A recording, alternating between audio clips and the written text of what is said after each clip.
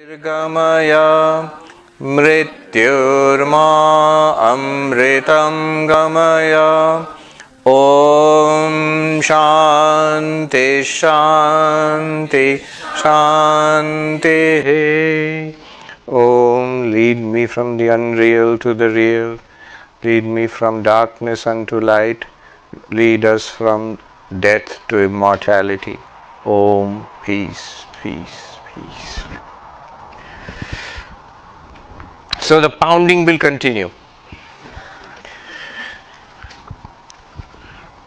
What we will do in this session and the next, what's ahead of us is this, that we will continue with Atma Anatma Vichara, which we had done in the last session. In the first session, we were trying to discern the self from the not self, especially the qualities of the not self. What are the not self? The upadhis. We're trying to discern the self from the not self. This is discernment. This is called viveka. And this viveka, it has to be it's subtle. It has to be done carefully. You see why? It's like the objection. We'll see the objections which will come now. You are pure consciousness. You are not the body, mind, and so on. The objection will be, I feel yellow, I look yellow. How come you're saying I'm not yellow? How come you're saying I'm not yellow? So, if you remove the flower, it becomes obvious. Without removing the flower, the difference between the yogic method and the Advaitic method.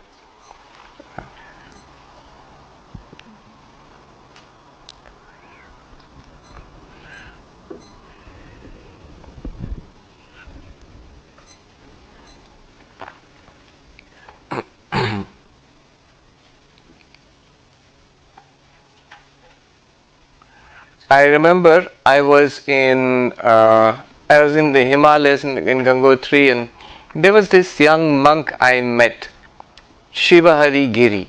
He was meditating. He used to stay in a cave above Gauri Kunda and meditate. And so I used to talk with him. He was a young Nepali monk, barely 20-21 years old. And very simple boy. He had this dramatic top knot and a little beard, and would sit there and meditate. And he would say, and the setting was very dramatic because you had this towering mountains, a big cave, and a sheer drop 200-400 feet below to the raging water, the Gangotri, the Bhagirathi going past there. So very dramatic, and the Deodar forests all around, and the glaciers far above.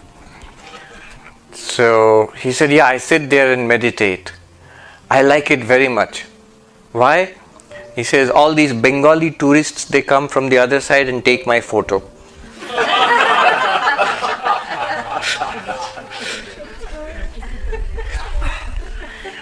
So I said, what do you practice? He said, I do Patanjali yoga. I'm trying to attain samadhi.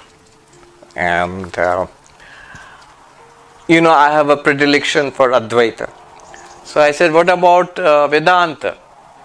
Aapko Vedanta kaisa lagta hai? How do you like Vedanta? And his answer was a typical yogic answer.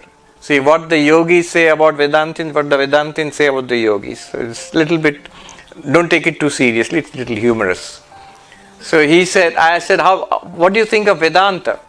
His answer was, वो लोग बहुत बात करते हैं, अनुभूति नहीं है उनमें. Those people talk a lot. Retreats, seminars, lectures, books. They don't have spiritual experience. We are trying to attain spiritual experience by this. You see? And what do the Vedantins say about the yogis? What's the point of sitting quietly? Ignorance is the problem. You must generate knowledge. Knowledge will remove ignorance if I sit quietly.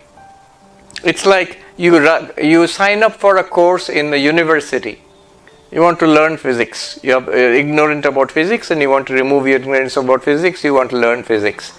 And the professor tells you, well, here are the handouts. You come to the lectures, listen to the read the handouts, listen to the lectures, and then sit quietly and think deeply. Just sit and think about it deeply, quietly. You'll get it. And if somebody says, oh, that sitting quietly is the final thing. If I do that, I will get it. So I won't come to the class, I won't read the handouts, I'll just sit quietly. Will you get a PhD in physics? No. You will not. That will not work. That's the Advaitic, Vedantic criticism of the yogic approach. And both I'm oversimplifying. This is not really serious. What the yogi tries to do is this. Now I'm going to do my own little more sophisticated Vedantic criticism of yoga. I'm going to do. Yoga means here the yoga of meditation, Patanjali yoga. So what the yogi tries to do is that to appreciate myself in my nature as pure consciousness, Purusha, I must remove Prakriti. Then see, it's clear. So, Yoga Sutra says, Yogaschitta Vritti Nirodha. Yoga is the cessation of the movements of the vrittis in the mind. Then what will happen? Tada Drashtu Swarupe Avasthanam. Third sutra in Yoga Sutras. Then the witness consciousness remains in its real nature. See? If you remove the yellowness in the water, it remains in its real nature. What is the real nature? Colorless water. What is the real nature? Pure consciousness. Otherwise, what will happen? If I don't do Chitta Vritti Nirodha, if I don't meditate, if I don't have Samadhi, what will happen? Vritti Sarupya Mitaratra. The pure consciousness remains pervaded by, identified with the vrittis. Anger, lust, greed, unhappiness, all of that. I am hungry. I am angry. I learned after coming to the United States that you have to ask people, how are you? You're not really expected to give an answer. That also I had to learn. Not a detailed description of how things are. You have to say good, and then you have to ask, how are you? Yeah. That also I had to learn. People would say to me, how are you? I had to say good. And then they would wait and nothing more is forthcoming. So, alright, how are you? And then somebody replied recently, I'm hangry. What is hangry? I'm hungry and angry. Hangry. Generally, if you are hungry and then there's something irritating, you feel more angry. So that's hangry. This is the hangry state. Now, what Patanjali Yoga wants you to do is to remove the vrittis and see yourself as you are. What is the Advaitic objection to this? You can do it, it's perfectly alright, it will work. But the Advaitic objection comes at two levels. One basic and second one is more sophisticated and fundamental. The basic objection is, if you do this, it is only a temporary solution. You do this, it will go away. But after a lot of effort, yama, niyama, asana, pranayama, dharana, dhyana, samadhi, it will go away, but again it will come back. You will come out of samadhi and you will feel that I need to go back into samadhi again. It is temporary, a temporary relief. Again, remember, this is an Advaitic criticism of yoga and it's not a particularly sophisticated criticism. There are replies to this also. Because what would be the reply to this? The yogi will say that, see, remaining in samadhi is actually not the goal of yoga.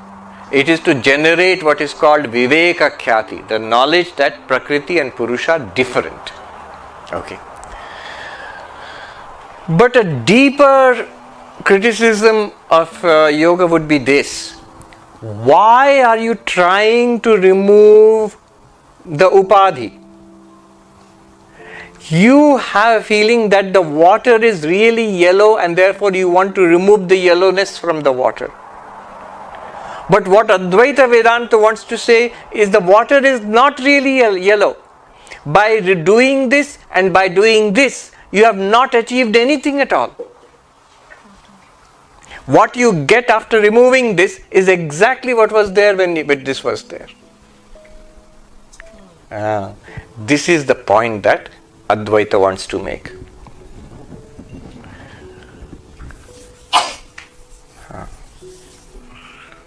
Alright. Now, you will see these objections will start coming up. What we just said, many objections will start coming now. What is going on now? The pounding.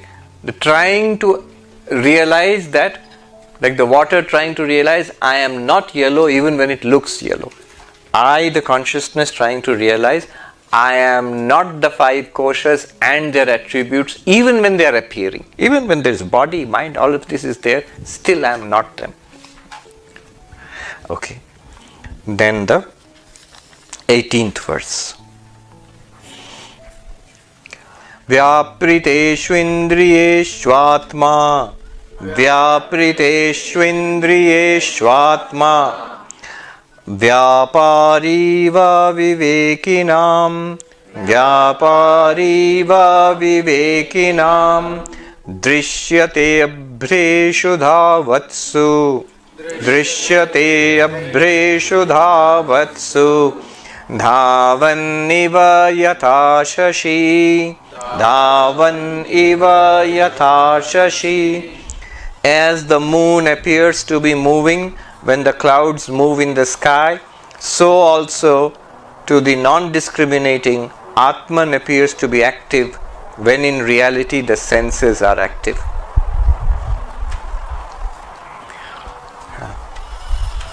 So the objection here is, it is not true that you are the pure consciousness beyond all action.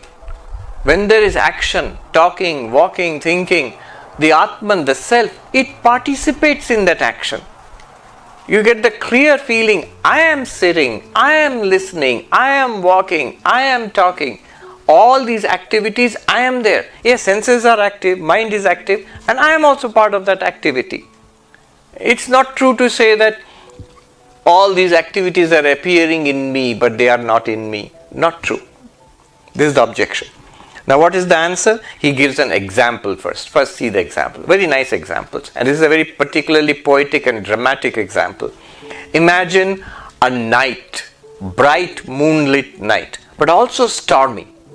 So there are clouds moving fast across the sky because of the stormy wind.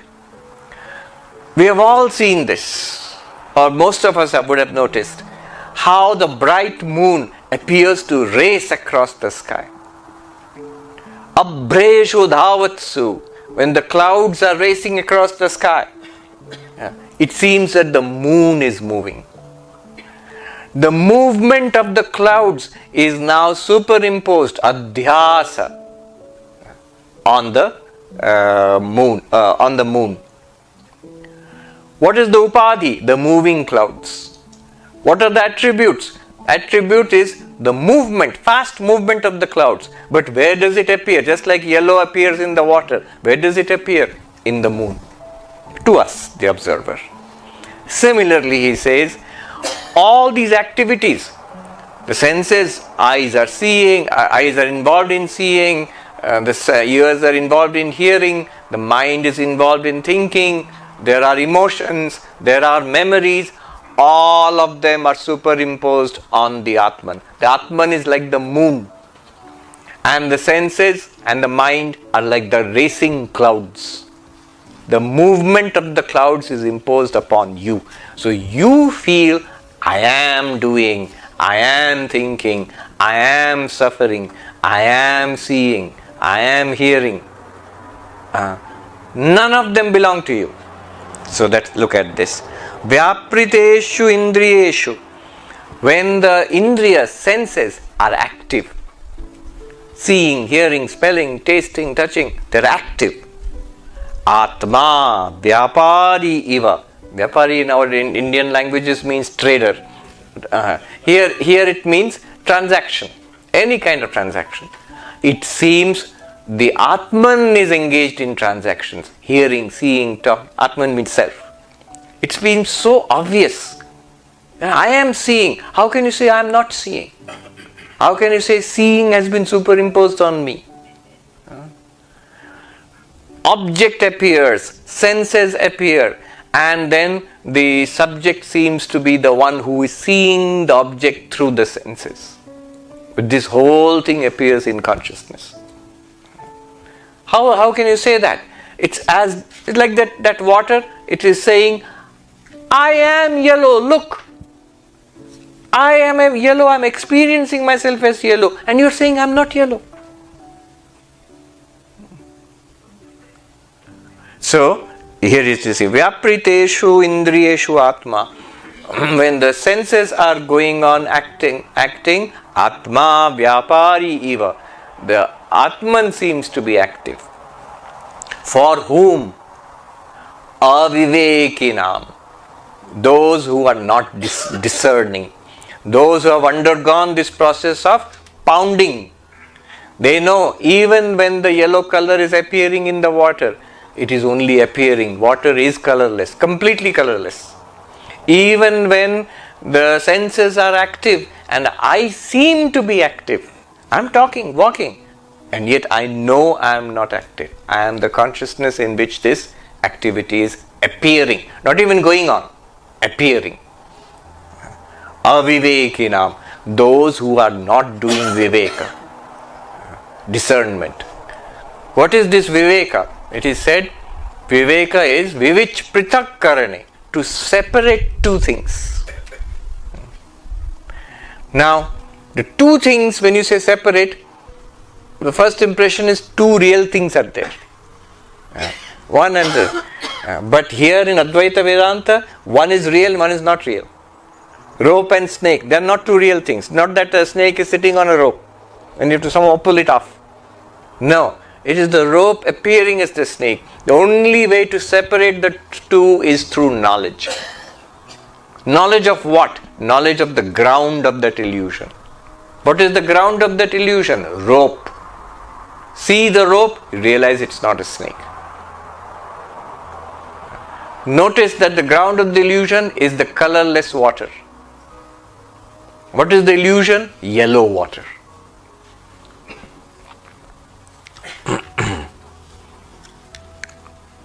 Avivekinam, Vivek, from where the word Vivekananda comes, the one who delights in the discernment. Swami Ramakrishnananda ji wrote a beautiful hymn to Swami Vivekananda. It starts off with Anitya Drishyeshu Vivichya Nityam Tasmin Samadhatta Ihasma Leelaya Viveka Vairagya Vishuddha Chittam Yosau Viveki Tamaham Namami. Ramakrishnananda, he is saluting Swami Vivekananda. I salute that Viveki. He says, I am saluting Vivekananda. Who is Vivekananda? Is that Viveki, the one possessed of Viveka. What does he do? Viveka means that ability to separate. Anitya Drishyeshu Vivichya Nityam. From this mass of ever-changing Drishya, we did that Rigdrishya Viveka. From this mass of ever-changing Drishya, ever-changing the display of this world, who can separate the Nitya, the eternal, the Atman from the Anatman, self from the not self, the reality from the appearance. Anitya Drishyeshu Vivichya Nitya, who is able to separate, not physically. It's like separating the yellow color from the water, in your understanding. And then, second thing, he adds, see, here is the combination of knowledge and meditation. Tasmin samadhatta ihasma leelaya. Having separated the real from the unreal, the eternal from the non-eternal, he is able to absorb his mind in samadhi on that eternal. How? Leelaya, like play, just like that. It's easy for him. We have to first of all get our minds around this difficult idea that even though the water looks yellow, it is not yellow. Even though I seem to be walking, talking, eating, thinking, remembering, enjoying, suffering, I am the same unchanging pure consciousness. This idea itself is difficult to grasp. Having grasped that, to remain centered and samadhista, to absorb the mind in that witness consciousness, not to allow it to go out again to the objects, drishya. They're very difficult. And Vivekananda does it leelaya, like play, just like that. Why is he able to do it like play? And why we can't do it? The next line says, Viveka Vairagya Vishuddha Chittam. The mind has been purified by this Viveka and Vairagya, dispassion.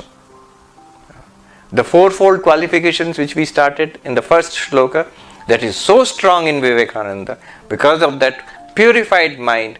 The moment the discrimination is there between the real and the unreal, eternal, non-eternal, he gives up the non-eternal, gives up the unreal, and becomes steady and absorbed in the eternal. We have problem at every level. First of all, to grasp this idea, then to separate it. And even if I grasp it, I will say that after the retreat, it's all become confused again. And having been able to separate it in my understanding, to remain centered in it, to such an extent that the non-eternal is forgotten, it disappears from my horizon. So difficult for us. And that purification is necessary. And that's the reason why the other yogas, karma yoga, bhakti yoga, and regular meditation are necessary. Otherwise, a clarity will come. Vivekananda says, by this path, this is a direct path. But he says, in this path, many understand, many come to an understanding, few realize. Why do you not realize? Because of the lack of preparation. Not the fault of Vedanta, lack of the groundwork.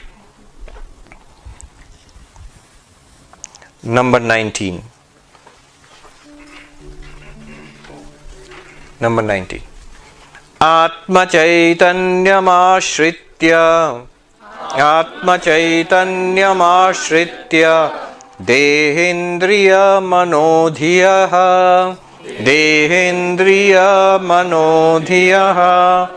Swakriyartheshu Vattante Suryalokam Yatha Janaha.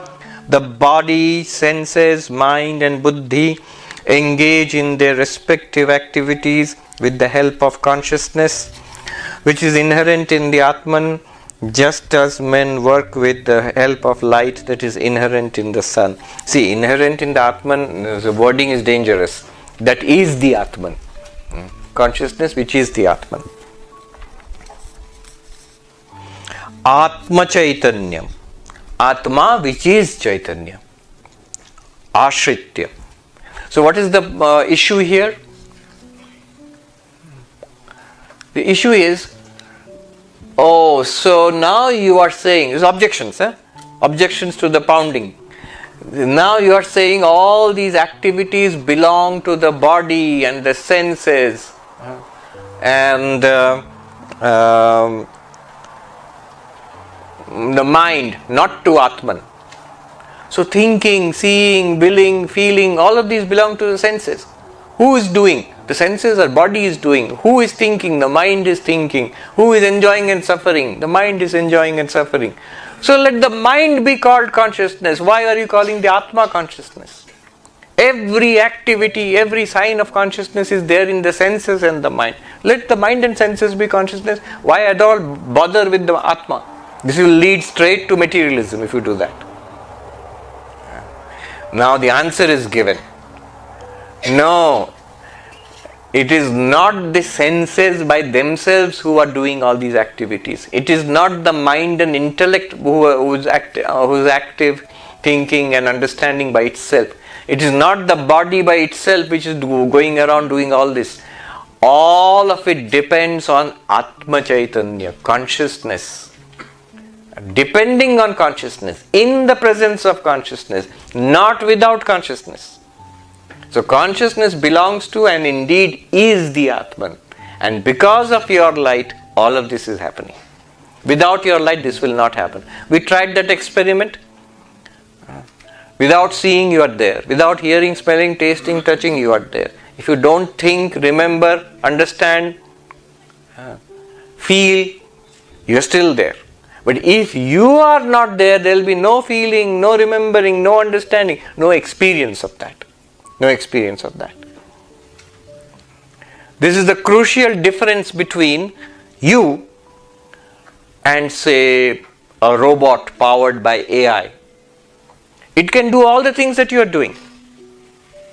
I give the example of the self-driving car I saw in San Francisco. We were driving along, somebody else was driving me, and next to us a car pulled up. Nobody is there. No driver, no passenger. Just pulled up. And as we are driving, it also went along with us and then overtook us and went away. Now, it is driving just like you. It is able to take all the decisions. It is aware of its environment. Aware means quote unquote.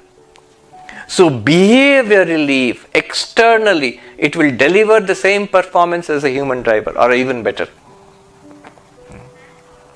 But what's going on there? Is there any internal experience of driving? When you are driving, you have an internal experience. You hear the sound you hear. You see the road and other vehicles. You see the instruments in your car.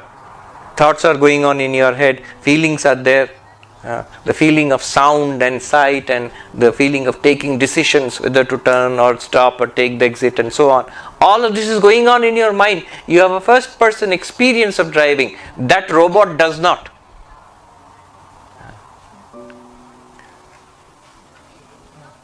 You cannot call it conscious. You are conscious. The human driver is conscious. That robot is not conscious. And someone might object. How do you know? I don't know. You ask the experts, those who designed that car. Did you design it for vision? Yes. Did you design it for sensing the environment? Yes. Did you design it for decision making on the road? Yes. Did you design it for consciousness? Wait, what a minute. What did you say? Did you design it for consciousness? No. Not only that, I have no idea what you are talking about.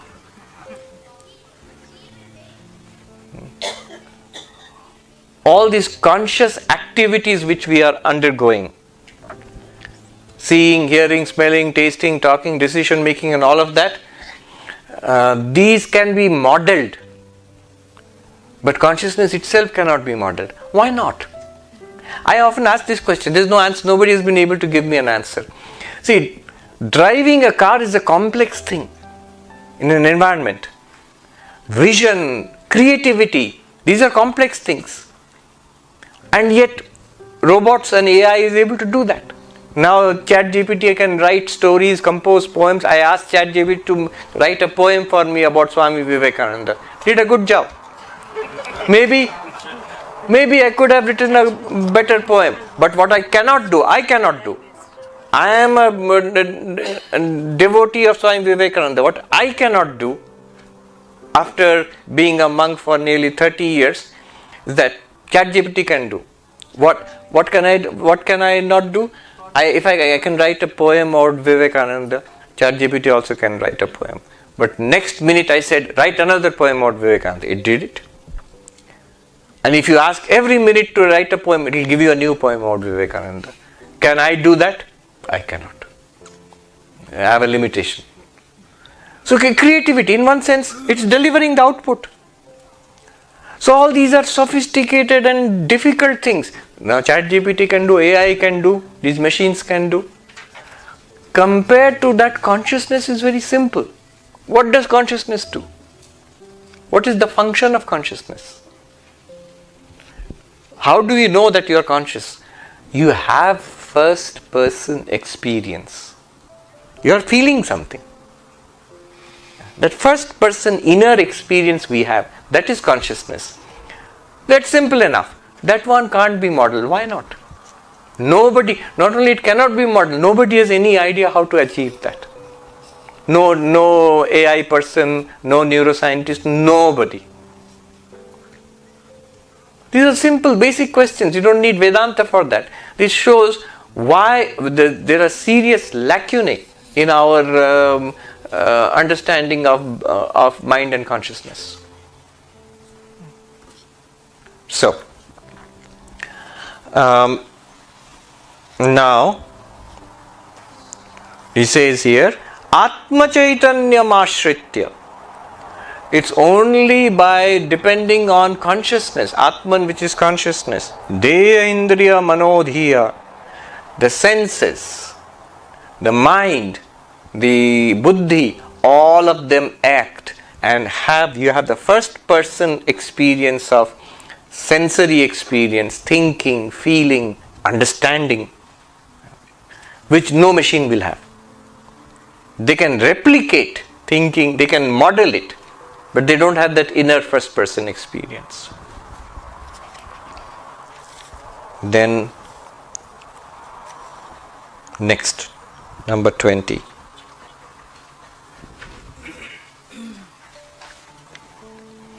Dehindriya gunan karmani Dehindriya gunan karmani amale satchidatmani adhyasyantya vivekena gagane nilatadivat fools, though not through non-discrimination, superimpose on the stainless Atman, which is existence and consciousness absolute, the characteristics and functions of the body and the senses, just as people attribute such traits as blueness and concavity to the sky. So let's take a look at the example here. When you look up at the sky, especially now, notice one thing, it looks blue. But it isn't blue. And it looks concave like this, like an inverted bowl. But it's not an inverted bowl, it just looks like that. So those who don't understand, a little child might say the sky is blue. Or if there are clouds, the sky has become dirty. And the sky is like like a bowl. Now the bowl shape and the blue color are attributed to the sky. And if you really think the sky is blue, if you really think the sky is upside down bowl, then this is aviveka, lack of discrimination. When we read a little bit of physics, we understand it's just a phenomenon caused by the scattering of light there, that it looks blue at this time, it will look red at the time of sunset, and so on. So, this one, the concavity and blue color, they do not belong to the sky. They have been imposed upon the sky. From the perspective of the sky, if you ask the sky, are you blue? Of course not. Are you concave? Concave. How can I be concave? I am formless.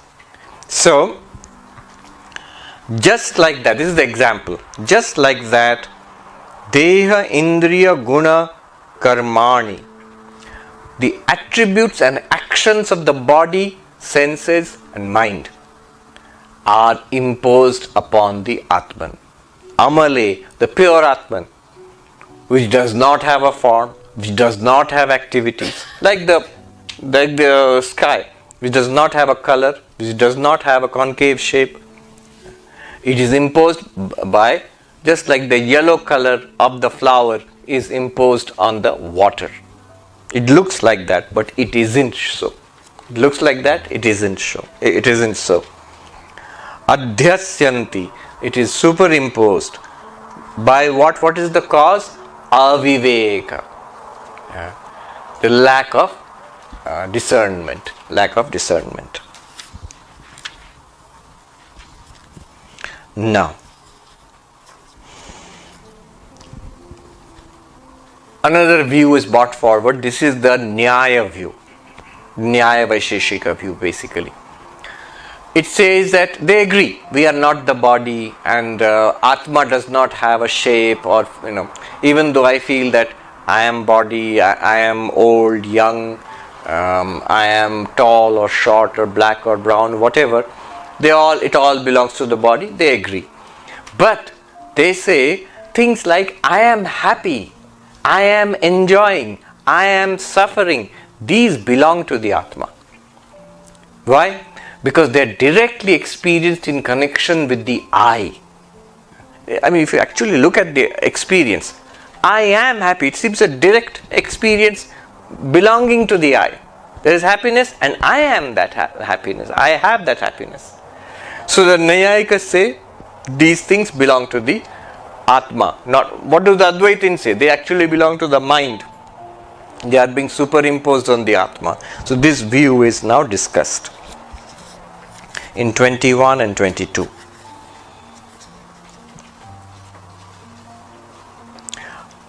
Ajnanatmanasopādhe Ajnanatmanasopādhe Kartritvādini Chatmani Kalpyante Ambugate Kalpyante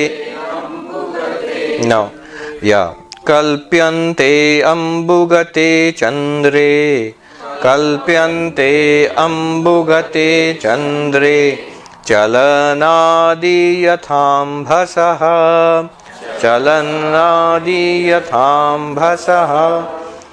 As the movement that belongs to water is attributed through ignorance to the moon reflected in it, so also agency, enjoyment and other limitations which belong to the mind are falsely attributed to Atman.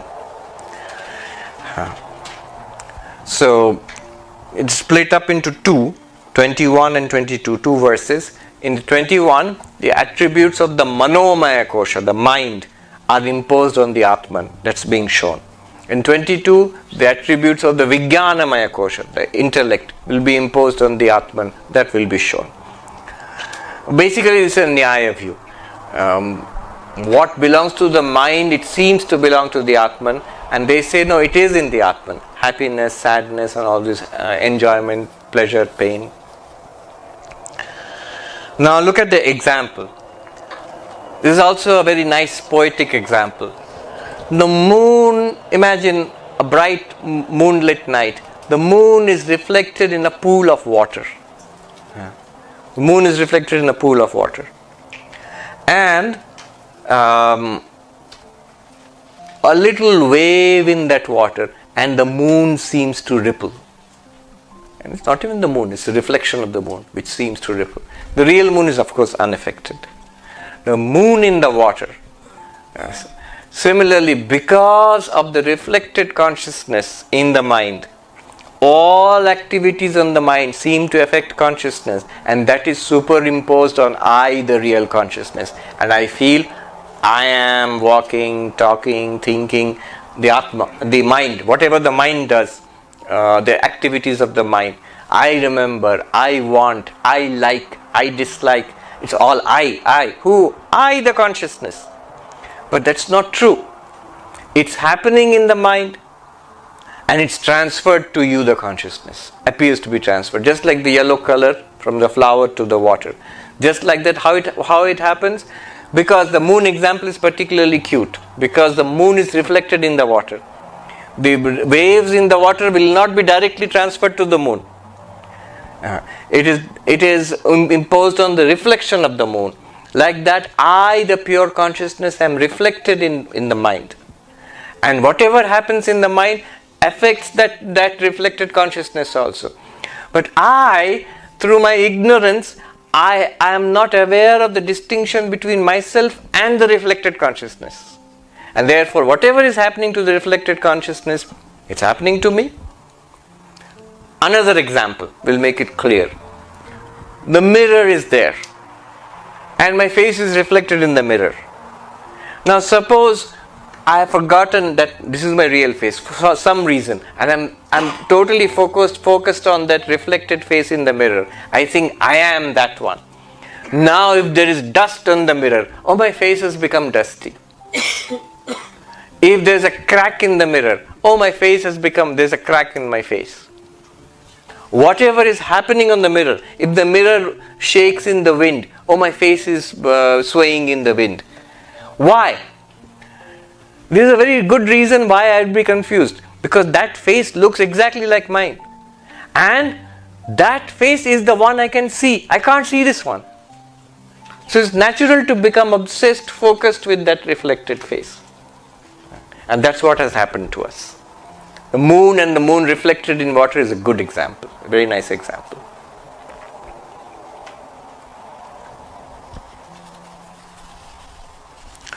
Ajnanat manasa upadhi.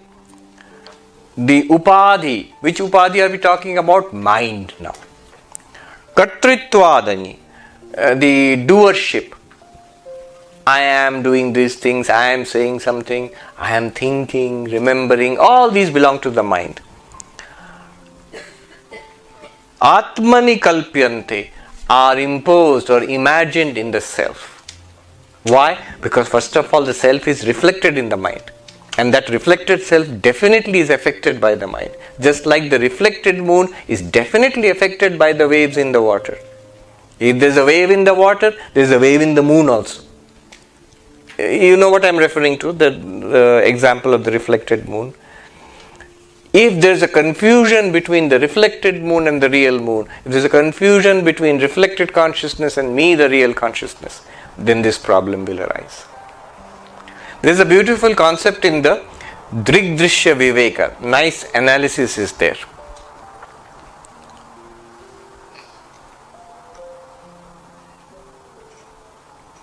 Alright. Now just think about these three. Pure consciousness, the mind, and the reflected consciousness. Now the question is asked, what is the relationship between that? Three questions will be asked. Take hold of the reflected consciousness. Hold means attend to that.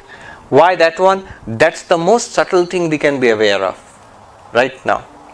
I'm aware of the body, subtler than that I'm aware of the breath, subtler than that I'm aware of the mind, emotions, thoughts, subtler than that I'm aware of the intellect, understanding, the ego sense, even subtler than that, in the ego sense, consciousness is there. You not only say I, but that I is also conscious I. Now attend to that consciousness in the I sense. That's also not the Atman, that's the reflected consciousness. However, now three questions will be asked. What is the relationship between that reflected consciousness, which you feel, all of us feel right now, and this body? Question 1. What is the relationship between that reflected consciousness and this mind? And question 2. And third question, most important, what is the connection between the reflected consciousness and the real consciousness which I am, which Vedanta is telling me, which I don't seem to know now. I don't understand it. But that's the question. What's the connection between I, that reflected consciousness which I feel in my I sense, ego sense, and the pure consciousness which Vedanta is talking about? What are the three questions? Connection between reflected consciousness and body. What relationship? And second question, between reflected consciousness and mind. What relationship? And third question, between reflected consciousness and real consciousness. I mean the original consciousness, Atman. What relationship? So the answer is given.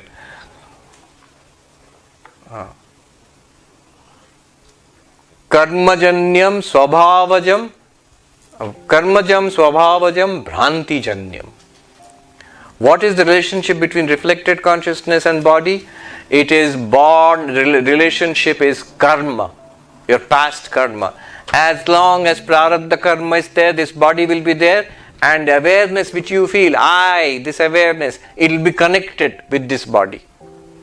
As long as this body lives, you, that reflected consciousness will be connected with this body. I am this, that feeling will be there. There is no getting out of it. And how will it go? By the death of this body. When this body dies, that reflected consciousness travels to another body. Along with the subtle body, it will travel. The example is, suppose there is a pot out there in the garden, and in the pot there is water, and in the water the sun is reflected. The pot is like the physical body, the water is like the subtle body, and that little shining sun in that water is the reflected sun, is like the reflected consciousness, and the sun in the sky is like pure consciousness or Atman. Now suppose this particular pot gets cracked, it's no longer useful. The gardener now comes and takes the water and pours it into a new, brand new pot. When you pour the water into the brand new pot, the water will travel, the old pot will be discarded. Death of the body. The water will travel. Now what will happen to that little shining sun? It will travel along with the water to the new pot. Earlier, the little shining reflected sun was saying, this is me, this is my body, that old pot. Now when it's been transferred to the new pot, it will say, this is my body, or I am this. The old pot is no longer. When the body is dead, burned, buried, whatever, you, the reflected consciousness, if you have like a near-death or post-death experience, you will no longer feel, I am that. It's gone. But I exist, I am not that. So that's the first answer to the first question. Second question, what is the relationship between reflected consciousness and mind? Answer is swabhavajam, natural. As long as there is a reflector, there will be a reflected consciousness. It's like a mirror. As long as the mirror is brought in front of you, your face will be reflected in the mirror. It's like asking, what is the relationship between your reflected face and the mirror? Answer is, it's a natural relationship. If a reflector is there, there will be a reflection. As long as mind is there, there will be consciousness in the mind. That's the meaning. As long as you are awake, you are dreaming, consciousness will be felt in the mind. When you fall asleep or the samadhi, the mind shuts down, that reflected consciousness is withdrawn there. But the most important question, the point of all this discussion, is the third question. What is the relationship between the reflected consciousness and the real consciousness? Because the reflected consciousness we can catch hold of. We have got some awareness. It's called awareness of awareness. It's shining. I am aware. From here you are telling me I have to become aware of myself as some limitless consciousness. I need to know the path, the relationship. It is exactly like a mirror is placed in front of you. You see your face in the mirror. Now I ask you, what is the relationship between the face in the mirror and your real face? Notice, the face in the mirror can be seen. Your real face cannot be seen. The reflected consciousness, you can be conscious of consciousness, or awareness of awareness is possible. The pure awareness, you cannot objectify it. Now, what is the relationship? What is the relationship between the reflected face and the real face? Tell me. Bhranti. Answer is Bhranti. No relationship. The answer is, the only relationship is stupidity, foolishness, ignorance. There is nothing connecting this face with that reflection. In a barber's shop, 1,000 reflections will be there. Dozens of mirrors surround you. Is your face connected with all of that? That will be terrible. Nothing is there, no connection at all. It's a very natural property of that mirror to reflect your face. Your real face has nothing to do with that mirror or that reflection. Similarly, you, the pure consciousness, have nothing at all to do with the mind, body, and the reflected consciousness. It all happens because of your presence. This is what is being said here.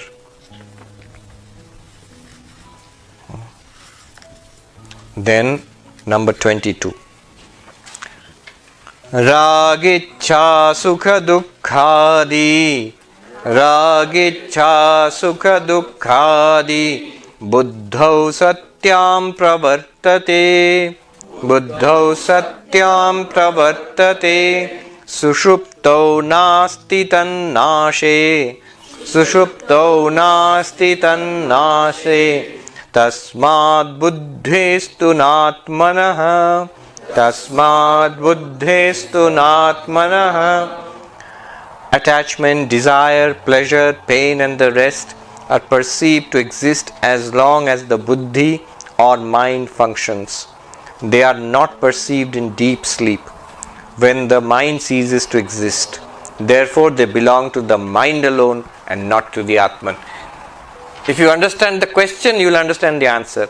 The question is being thrown by the Nyaya school. Enjoyment, pleasure, pain, remembering, memory, all of them, they seem to be connected to me. I remember, I enjoy, I desire, I suffer. So they are all in me, the Atma. So no. They are all in the mind. Even the sense of I, that ego, that's also in the mind. But it is superimposed upon you, the consciousness. That is our Vedantic answer. One peculiarity here is that 21 and 22, 21 talks about the superimposition of the manomaya, the mind sheath on the Atman, and mind sheath and its qualities on the Atman. 22 talks about the superimposition of the vijnanamaya, the intellect sheath and its qualities on the Atman. But the qualities mentioned in 21, they actually belong to the intellect sheath, vijnanamaya, kartritva, aham karta. This is the vijnanamaya kosha. And the qualities mentioned in 22 actually belong to the manomaya. Raga, ichcha, sukha, dukkha. He says buddhau satyam, in the intellect, but they are not in the buddhi, manasi, they are in the mind. Anyway, it doesn't matter. Basically, take both of them together, intellect and mind, and their attributes are in that intellect mind, not in the self. They are all active in the mind or the intellect, but they are not in the Atman. Why not? And he gives a crucial argument here. Sushupto tannashe. In Sushupti, nasha here does not mean destruction, lina, absorbed, resolved. When the mind senses, from your perspective, mind, senses, intellect, all shut down in deep sleep. In deep sleep, mind, senses, intellect, all shut down. In that case, all the attributes, desire, pain, pleasure, none of them are felt in deep sleep. You want something, a child is crying, nagging the parents for some toy or a candy. When it falls asleep, nothing. Blank. Somebody is suffering deeply in a hospital, ICU. Lot of suffering, physical suffering, mental anxiety. Fall asleep in deep sleep.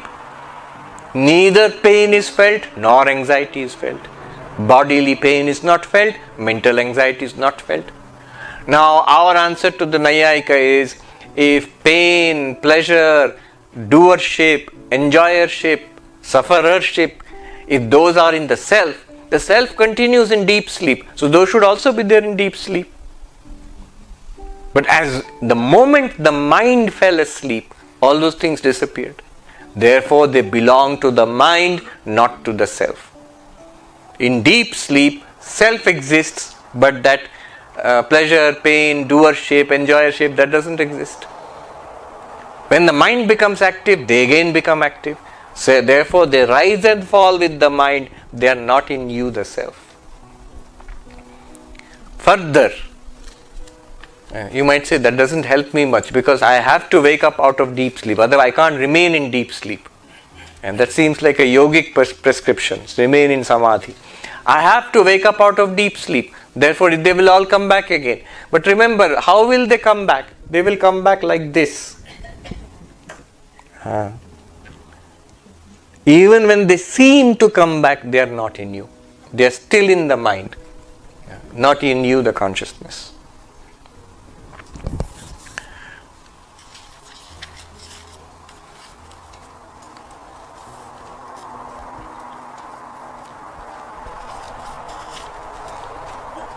This waking, dreaming, deep sleep is a wonderful analysis. It will lead you directly to your nature as the completely unattached self, as the witness of all the three states. Waker and waker's world come and go, dreamer and dreamer's world come and go, deep sleep and the deep sleeper, the pragya, it comes and goes. But whom does it come and go to? You must admit, by common sense, I am the one who was awake, I am the one who was dreaming, I am the one who slept. So I must be common to all three. If I am common to all three, but waker, dreamer, deep sleeper come and go, their worlds come and go, therefore I must be common to all of them and yet not attached to any one of them. When the waker goes away, I don't go away. When the dreamer goes away, I don't go away. When the deep sleeper goes away and again I wake up, I don't go away. I am common. Therefore, I am neither the waker, nor the deep dreamer, nor the deep sleeper. But the waker and the waking world, this one, the dreamer and the dream world, and the deep sleep state also, they are all nothing apart from me. I am apart from them. They are not apart from me. This avasthatraya vichar, the whole of the Mandukya Upanishad and Karika. There was this monk, Bhikshu Shankaracharya, long ago in Kankal in Haridwar. So one of our Swamis, Dhireshanandaji Maharaj, used to go to him. This is a very austere kind of monk, radical non-dualist, who lived under a tree and had what is called a charpoi, like a little cot made of coir and bamboo and wood and all that, and lived there and had only a loin cloth for his possession and nothing else. Didn't even have a house to live in or an ashram. So somebody asked him one day that you are such a great non-dualist, where are your books? Because non-dualists are supposed to have lots of books and YouTube talks and all of that. So where are your books? You are a non-dualist, where are Advaitin, where are your books?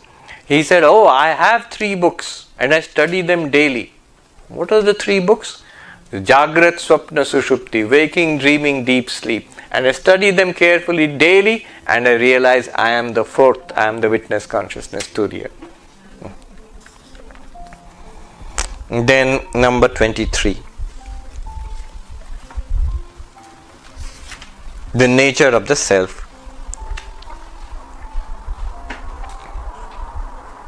Prakashorkasya to yasya Prakashorkasya to yasya Shaityam agner yathoshnata Shaityam agner yathoshnata Swabhava Satchidananda Swabhava Satchidananda Nitya nirmalatatmanaha Nitya nirmalatatmanaha.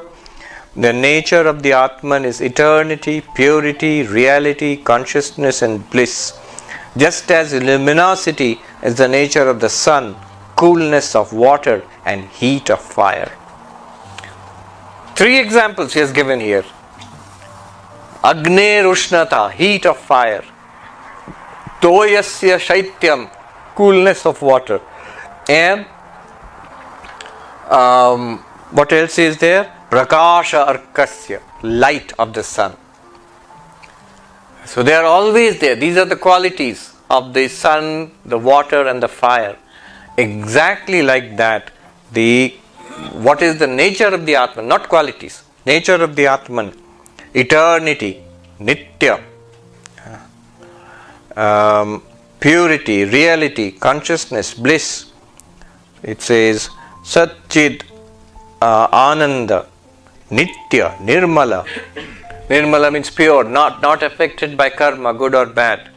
Nitya, eternal, not coming and going. Sat, existence, not an existing thing, existence. Chit, pure consciousness, not particular conscious experiences, pure consciousness. Ananda, bliss itself, not particular happy experiences, bliss itself. These are the very nature of the Atman, and he says, always it is there. Why has he mentioned this? In spite of the activities of body, mind, and the appearance of impurity, the appearance of transitoriness, the appearance of that I am a body or a mind or the three bodies or the five koshas. In spite of that, you are Satchidananda. When impurity seems to come, impure thoughts, impure action, papa, unhappiness, sin, the feeling of sin, the feeling of guilt due to sin, you are the pure Atman at that time. That's your nature. It will not go away.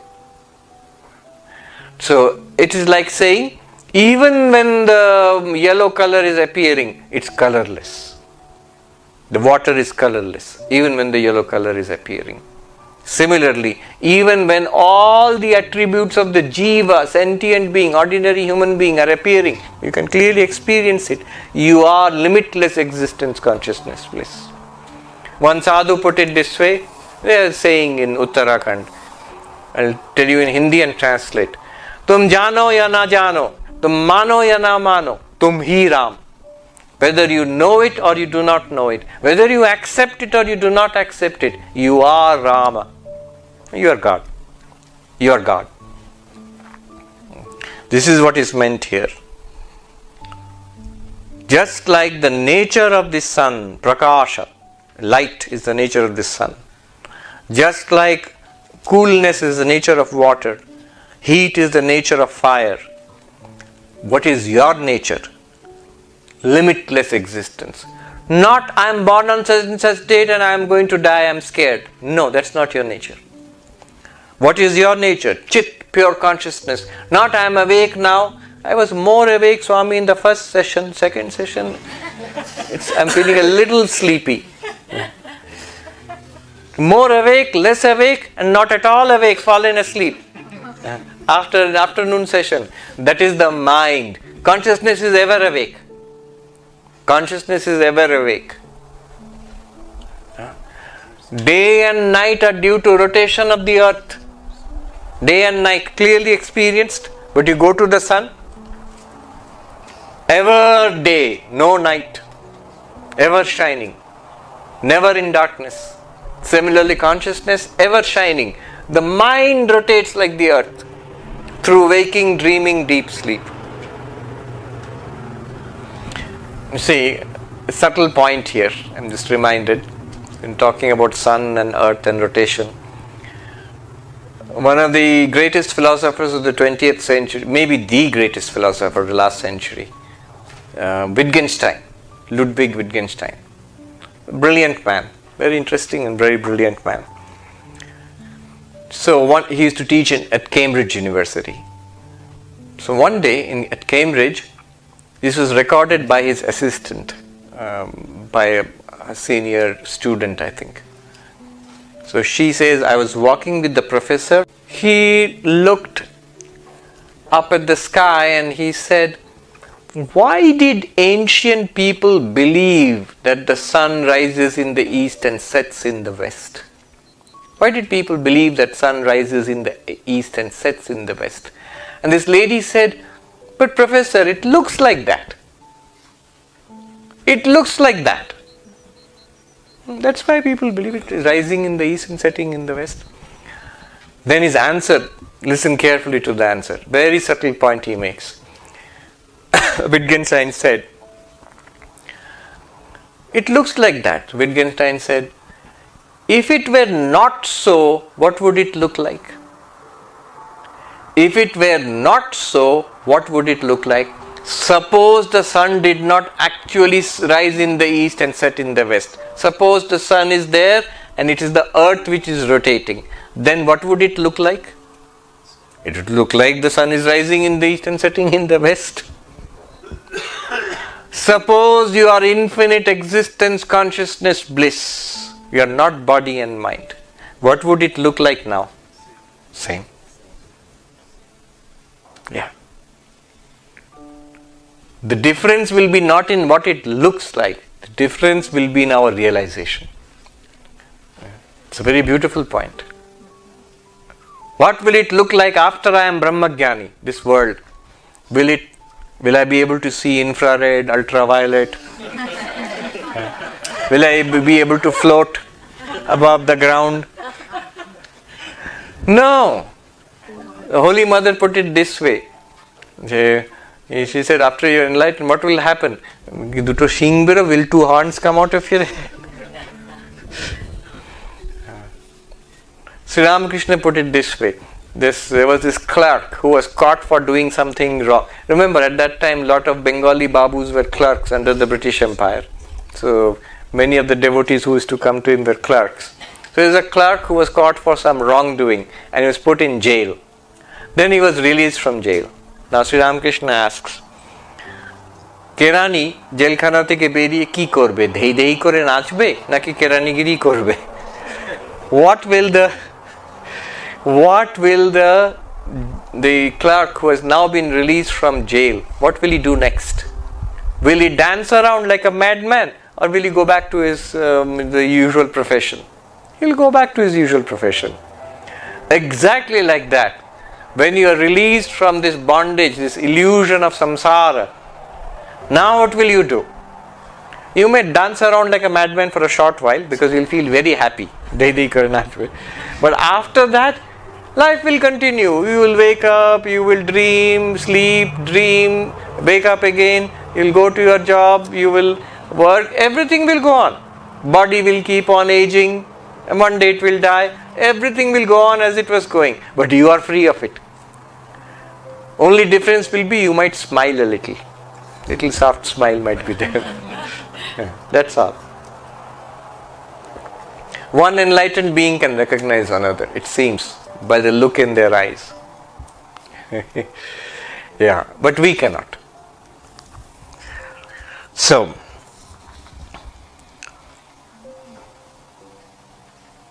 then number 24. 24 and 25, we'll just read that. This, I need you to be awake to this. This is an important point is going to be made.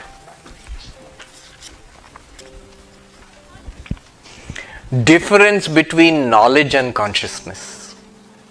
Difference between knowledge and consciousness. Also, many questions are there. Doesn't consciousness depend on mind? Will somebody ask the question? It will always be there. These questions will be taken up. What does consciousness do for the mind? What does the mind do for consciousness? Does consciousness depend on the mind for experience? How does knowledge take place? Who is the knower? You are saying this is all superimposed on consciousness. But then, how do you explain the feeling? You have shown me that it is like the moon in the water, or like the activities of the cloud superimposed on the moon. The moon seems to be running. All these things you have told me, very nice. But then please explain, how do I get the feeling I know, I enjoy, I suffer, I do, like I'm sitting, I'm talking. This is an experience. Please explain it, how it is going on. And these are conscious experiences. These are not something going on out there. It is happening. There's somehow consciousness is involved in all this. So please explain what is the mechanism. He will explain now. 24 and 25. Atmana satchidangshascha Atmana satchidangshascha Buddhir vrittiriti dvayam Buddhir vrittiriti dvayam Sangyojya cha vivekena Sangyojya cha vivekena janami iti pravartate. Janami iti pravartate. Such a notion as I know is produced by the union due to non-discrimination of a modification of the mind with two aspects of the Atman, namely existence and consciousness. So deep, so many things have been said here. You are awareness, existence. There is a new word being used by some teachers called presence. Presence, I like that word. You are presence. In presence, two things are there. I am and I shine, I am aware. Presence. So you are existence consciousness or your presence. That's the Atman. And activity takes place in the body mind, especially in the mind. Buddhi vritti, chitta vritti. The two are united. And then the knowledge comes. Let me explain how. I'll give you one example. So here is a flower. Light falls on the flower and it rushes to your eyes, and your eyes. Notice what goes into your eyes. Only light, not the flower. God forbid. And you have to call 911. Is the 911 here, or what is it called here? 911, yes. So 911, what happened? He saw a flower. Flower does not go into your eyes. All that goes into your eyes is light. Whatever object that you see, the only thing that your eyes pick up is light, reflected light. And then that's also within instant, less than an instant, it's now an image on your retina. Less than an instant, it is tiny bits of electrical impulses racing along your optic nerves to the brain centers. And then next what happens? That is somehow, quote unquote somehow, nobody knows how. It is transferred to your mind. In your mind a wave arises. Flower akara wave. Pushpakara chitta vritti. A wave in the mind of the form of the flower. So far, it is all activity. Flower, light, eyes, retina, optic nerves, brain center, mind, they are all active. Flower akara vritti. Now what happens? You, the pure consciousness, presence, existence, awareness. This is reflected in that vritti, flower akara vritti in the mind, and gives the result, I know a flower or I see a flower. I see a flower is also a vritti in the mind. But this feeling of experience, flash of experience, this is due to the reflected consciousness. What did you do? You donated, you lent reflected consciousness and existence also. Atman also gives, this is Advaita, otherwise it will be Sankhya. This does not exist by itself. Light does not exist by itself. Body, senses and eyes do not exist by themselves. They are all lent existence and they are all lent consciousness by you, by your sheer presence. You did not do anything. Atma did not do anything. Atma just is presence. All the doing is done by the world, the senses and the mind. Especially the vritti in the mind, flower akara vritti. By the combination of these two comes the realization, I know. But, if this is in the case of an ajnani, an ignorant person, just the ordinary person, this distinction is not there. They don't know this distinction. Therefore, what happens? I, the self, the conscious being, am a knower of the flower. It comes. For the enlightened person, what happens? I am limitless awareness. In me, the knower, the knowing instrument and the known object are appearing. What is appearing? Flower is appearing. What is appearing? The knowing instrument. Eyes, brain, mind, all of that. And the knower also. Who is the knower? I, the consciousness reflected in the mind, becomes the knower. Using an organ of instrument, organ of perception, eyes. Knowing, focusing on an object of perception, flower, I become the knower of the flower. But I am neither. I am not a flower, I am not the eyes, I am not even the knower of the flower. Gatritva, I'll tell you in the gist. Gatritva, bhoktritva, kartritva are all superimposed on you. You are neither Gata nor Bhokta nor Karta. Gatritva means knowership, the agent of knowing. Kartritva means doership, the agent of doing any action.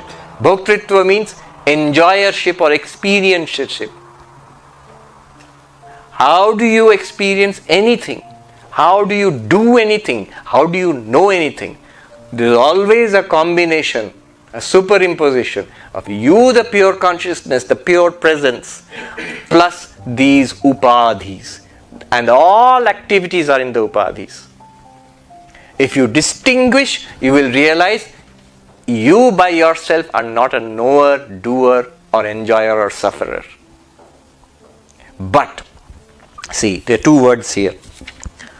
Sangyojya, connected. What is the connection? The connection is the superimposition. Adhyasa. I am pure consciousness. But the very presence of these upadhis. What's an upadhi? This flower. It has served us well as an upadhi since yesterday. This flower is an upadhi. What's an upadhi? Sensory system is an upadhi. What's an upadhi? The mind is an upadhi. Ego is an upadhi. And because of these, the flower becomes the known object, the senses become the knowing instrument, and the ego with the reflected consciousness becomes the knower. In Sanskrit, knower is called pramata, knowing instrument is called pramana, and the known object is called prameya. Pramata, pramana, prameya, all three not me. They are appearing in me like yellow color in the water. But without me these would not appear. The yellow color cannot appear in the sky. You need the ground, the water, for it to appear. But because of the appearance of the yellow color, the water has not become yellow. Because of the appearance of the pramata, pramana and prameya, I have not become a knower. If I know the distinction, I am not the knower. I can honestly claim. While the knowing is going on. See, this is what enables the Advaitin, the knower, the Jnani, to be fully active in the world. And know that there is only one existence consciousness, please. The rest are all upadhis appearing, acting and disappearing. They have no existence apart from me. What did I do for the upadhis? I gave them existence. What did I do for the upadhis? I gave them light. Light means awareness. What did the upadhis do for me? They manifested me as a knower, as a known object, and as the knowing instrument. I am the knower, I am the known object, I am the knowing instrument. The Jnani will say that. The Jnani will also say, I am neither the knower, nor the knowing instrument, nor the known object. But with the Ajnani, the ignorant one, what will they say? Only one thing. I am the knower only. I am not the flower. I am the knower and I have some instruments of knowledge. That's what we say normally. This is the difference. Shankaracharya, therefore, now you can understand. Na bhojyam, na bhokta, na bhojanam. In Chidananda Rupa Shivoham, Shivoham. Neither knower, nor knowing instrument, nor known object. Neither enjoyer, or sufferer, nor the instrument of enjoying or suffering, nor the object of enjoyment or suffering. neither doer, nor the instruments of action, nor the action itself. Karta, karana, karma, no.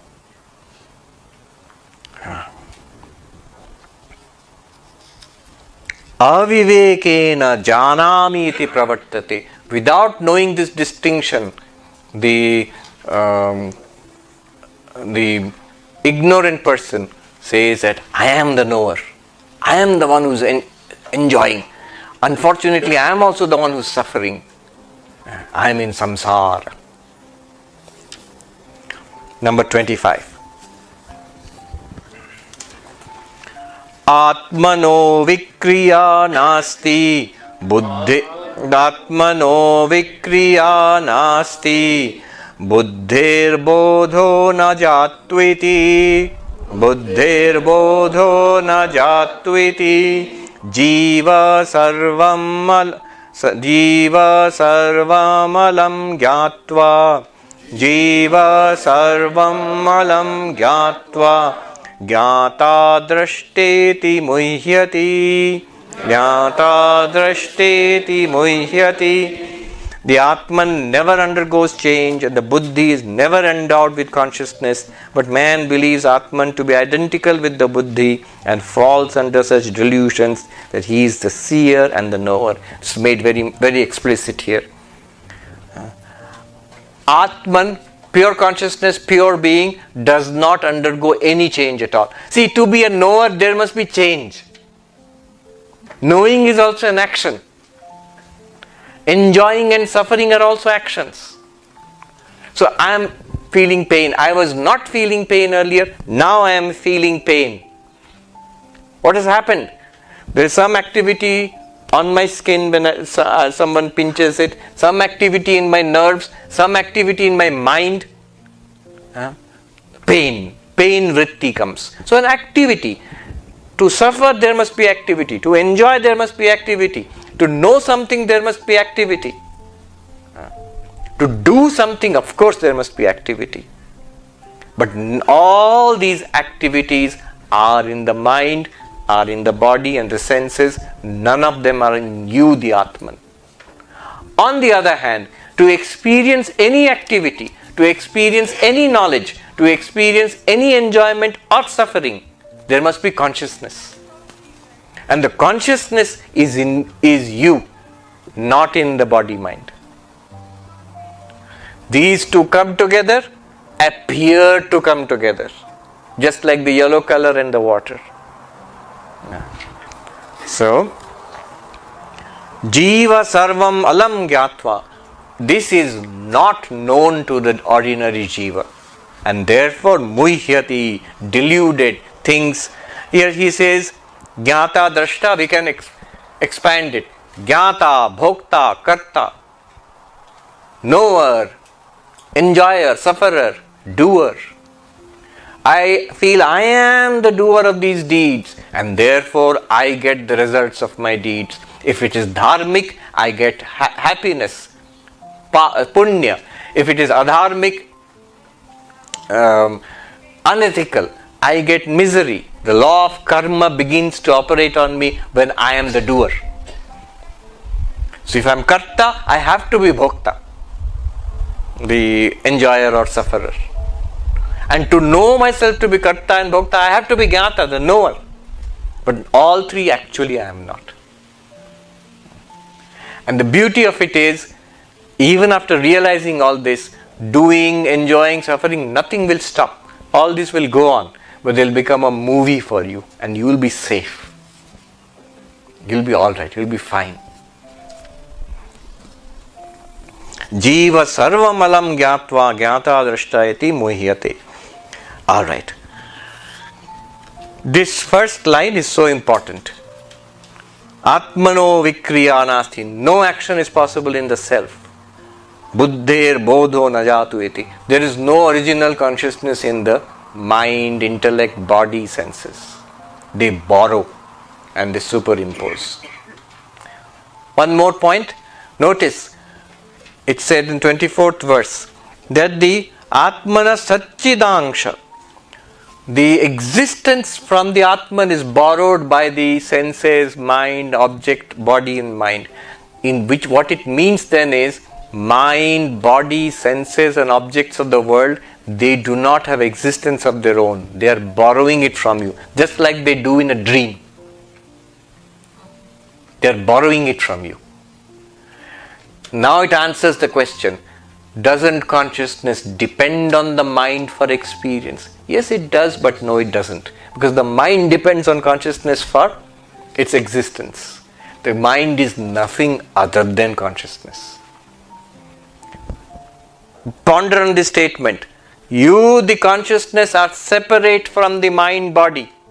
You, the drashta, are separate from drishya. Seer is separate from the seen. That's what we did. But now I'm reversing it. The seen, the drishya, is not separate from you. The mind, body and the universe, not separate from you. Let me repeat this. You are separate from it all. They are not separate from you. One sadhu put it very beautifully. ये तो ठीक है कि दृष्टा दृश्य से अलग है, लेकिन कभी आपने सोचा है क्या दृश्य दृष्टा से अलग है? This is true. That everything you experience is the seen. It is the seer and the seen are separate. Correct. All of that was correct. But there is a subtle little point there, fine print. The seer is separate from the seen. Is the seen separate from the seer? It seems to be so.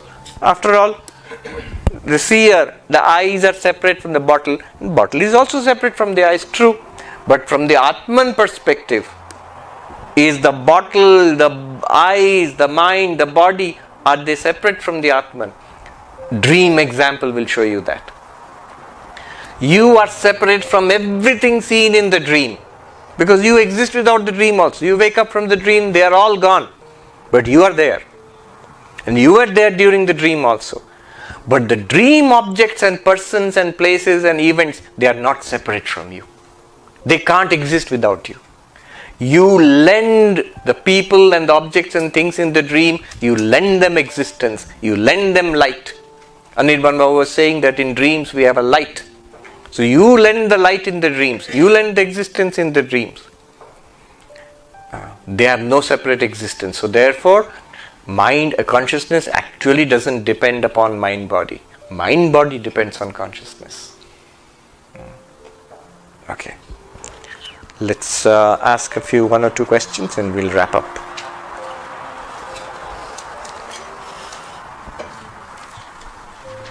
Let's give a chance to somebody who has not asked. The lady there, yes.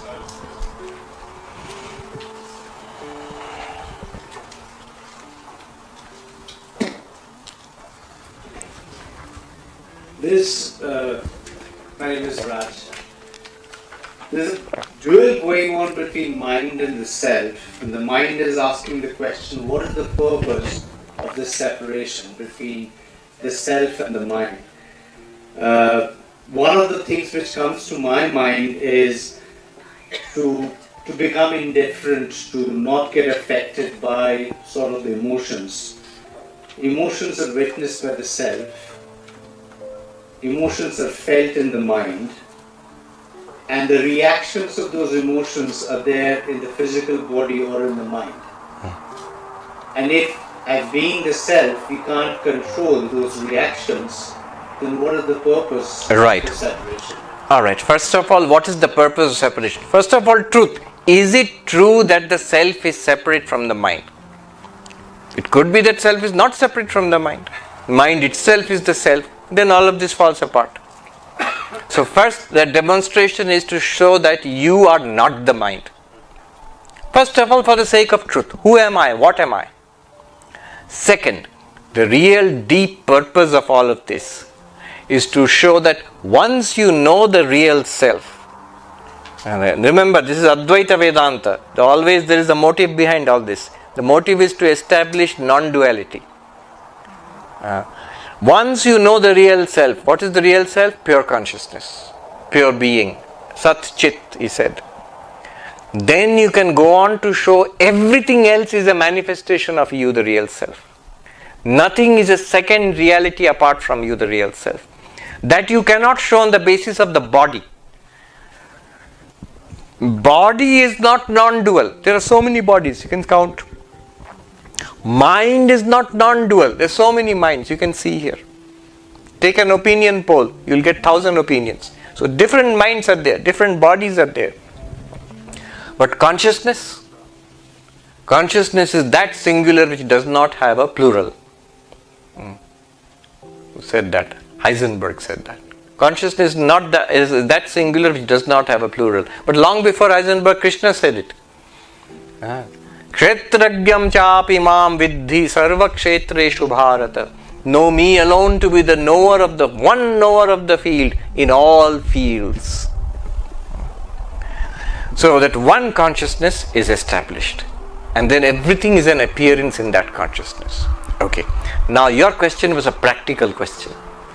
Suppose I have done this, but still, what about the reaction in the body mind? First of all, realize thoroughly whether you control it or not, whether it can be changed, whether it can be made better or not. You are not affected. Just as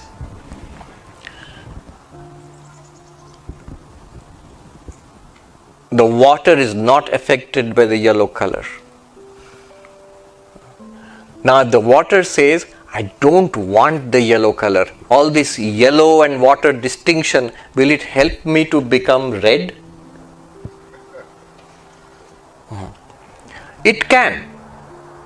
But first of all, you must come to the understanding that there is really no yellow color in me. And therefore, when I want the yellow color to be changed for red color or something else, when I want the disturbance in the mind to be changed into peace in the mind, it is an interesting project. You can do it, a project of self-improvement. You can take it from here to becoming a Jivan Mukta, to becoming a great saint, to becoming a much more perfect individual in the body mind, knowing all the time it is nothing to you. After all, as one sadhu said, how many bodies and minds will you improve? So, it can be done. And once you know the difference like this, the doing is much easier. See, karma yoga, bhakti yoga, meditation, all of these are very difficult when we feel ourselves to be body-mind. Karma yoga, selfless action, always selfish tendency will be there. Why should I do anything for somebody else? I am not getting anything out. I am pouring out my energies, see, body, my energies, my time, my money for somebody else who is not connected to me at all. Clearly not connected. This is my body, that's a different body. I understand doing something for my family, but why others?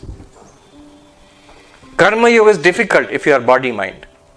Bhakti yoga is difficult if you are body-mind. The love is always for the world and for something that is concrete and visible. Some God, somewhere, I am supposed to love God.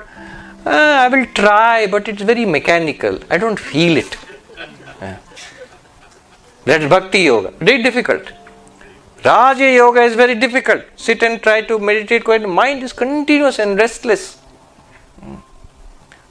Mano durnigraham chalam. Krishna says. He agrees. Arjuna says, all this meditation you are teaching me is useless. Because I can't, my mind is so restless. And Krishna agrees. You are asamshayam mahabaho, mano durnigraham chalam. You are right, O great warrior. The mind is very difficult to control. But now, imagine now, just for a moment, this has taken effect and you are very clear and you are settled in this idea. I am the never changing ground of this appearance of mind-body world. I am the ever-shining consciousness. Now, this knowledge is where? It's in the mind. Then great freedom comes, a sense of freedom. The sense of urgency also goes away. You realize you are not the mind.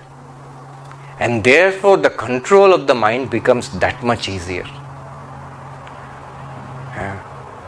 My limitation limited natures, body, mind. This is what is making difficult all spiritual practices. Moment I realize I am not the body, mind, I am the one consciousness. In this mind itself, that knowledge is there, that I am alone appearing as all of this. Immediately selflessness will come easily. I will sacrifice this body for the welfare of others. It will come easily. I have realized myself as Satchidananda. Then real faith in God will come. What is God? Same Satchidananda with the power of Maya. I am Satchidananda with limited one body mind appearing here. God is the same Satchidananda with all bodies and minds. There is no more doubt that about the existence of God anymore. I have seen many people coming to Advaita and from there going to Bhakti. Real Bhakti coming up, belief that young people, skeptical, scientific, rational minded, inquiring, once their thirst for inquiry and skepticism is satisfied, that here is a solid philosophy based on reason and experience, Bhakti also comes after that. And of course the enlightened person, Bhakti will come. Because for the enlightened person, God is real, no longer limited, no longer a theory. And control of mind becomes much easier. I remember one monk, I cannot tell the name, he's still alive, very advanced spiritual seeker, one of the most advanced spiritual seekers I have seen. He confronted, so it's a very deep meditative experience at a very subconscious level, which we are not normally aware of. After listening to him, I said, and I still remember, I said, Maharaj, you are saying this, clearly you have got Atma-jnana. Nobody who has not seen the difference between oneself and body mind can say such a thing. You will feel torn apart if you try to do it before Atma-jnana. Some of the fundamental pillars of the mind, you want to knock it down. You will feel you are being torn apart. You have clearly seen that you are not the mind, and therefore you are able to do this. He smiled and he nodded. Yes. He never wanted to say that he has got Atma-jnana. They will never say such things. But this other thing he mentioned, this gave me a clue. This is in Kathopanishad. In one place in Kathopanishad, it's there. How do you control the mind and the problems of the mind? He says, first of all, realize you are not the senses, you are not the mind, you are not the intellect. The chariot example is given. Evam buddhe param buddhva. Realizing that consciousness is which is beyond the intellect. Now, from that perspective, control of the mind is easy. Yes. One that lady had asked, raised her hand. So let's have one more question. There. Yeah.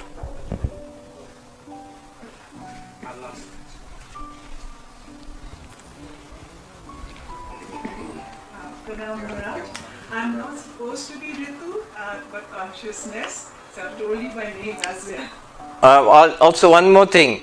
Once you have heard all this, there is a tendency that I am consciousness appearing in this body and mind. Somebody wrote to me that writing that signed as consciousness appearing in this incarnation, this body, mind as Mr. Mishra. Just say I am Mr. Mishra. Right? So, yes, knowing everything, but then in conversation, in daily activities, just speech and vyavahara, transactions, should be as normal as possible. Anyway, I know you know that. So one observation is, you gave such a good example about a glass. Now if we change the scenario, meaning the mirror becomes actually like the face I feel, I just struck to me that the face probably is the body. The scenario is changed. The mirror is the consciousness. And we would think, ignorant person, that the mirror, along with the reflected face, because the face I'm treating as a body becomes, The jiva. Yeah, something like that. The scenario. Now, on top of it, I need some clarification. You gave a very good example of the Tesla car. I think it's Tesla, the car without a driver. So on the side is the car with the human beings, with the drivers. Are the human beings being treated, or they are the witness? No, I'm only saying in that driverless car, the AI car, there is no reflected consciousness. In the human being, there is reflected consciousness. Pure consciousness is supposed to be there everywhere anyway. Oh, yeah. Just one minor thing is that because it's a very modern example, and it's a very good example that will stay with us, this car one. But the car nowadays, the experience part that you were saying about, it does have some Speak into the microphone. Yeah. It does have some memory, some storage. It can have a camera, so it's also like it might be even better than our experience on the other side. That it'll recall everything, So if we treat that memory as experience, can we? Can you? When you recall something, there is a first person experience of I am remembering. When you fail to recall something, there's something as tip of the tongue phenomenon. It's just on the tip of my tongue, I can't remember. So it's a first person, your inner experience is there. That machine has a much sharper and much bigger memory, but no inner experience. Why not? That's what I'm saying. Memory, creativity, intelligence, sensor. Even a door in an airport has a sensor. If you go near it, it will open automatically. So sensors are there. All of these are modeled and they can be done artificially. But none of them have an internal experience. The doorman who opens the door for you in a fancy hotel and the sensor which opens the door for you in the airport, there is one distinction between them. The doorman has an inner experience. The sensor has no inner experience. Why not? Why is it so difficult to model consciousness? Okay. We'll do a peace chant. Om Shanti Shanti Shanti Hari Om Tat Sat Shri Ram Krishna Rupanamastu.